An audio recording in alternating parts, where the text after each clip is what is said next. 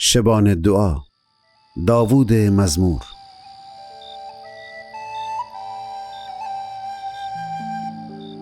ای خداوند ترا دخنم، پس میور عجلم را بیه.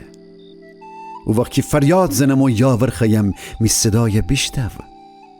و علمی دعایی تا بخور منستن دی حضور میان قبیل ببه و می دستن که تی ور دراز بسته تا شبان قربانی منستن ببه. ای خداوند می گبانه بپا و می زبانه بدر، هر تا ناجور دیل وستن می جد دور کن. نبکی ناجور مردکنم را ناجور کردکارم بکنم و بشم اوشن محفلانی میان. و العادیل مردای مرا بزنه کی ایتا لطف میریسه. و المرا تنبیه و ادب بکنه کی میره گلاز به و اونه نشنوسته ننم. ولی ناجور آدمان مرا مخالفت کنم و دعا کنم کی خوشن ناجور کارن وسی تنبیه ببد.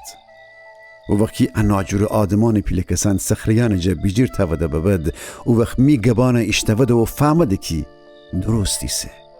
اشن خاشن و سنگان منستن کی شخب زین وسی پخش به هر تور پخش و پلا بده.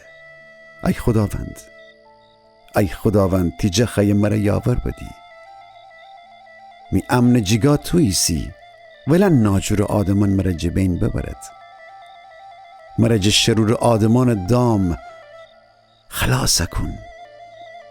و علمی جان ام محلک جه خلاص به ولی اوشن خوشن دام میان گرفتاره به.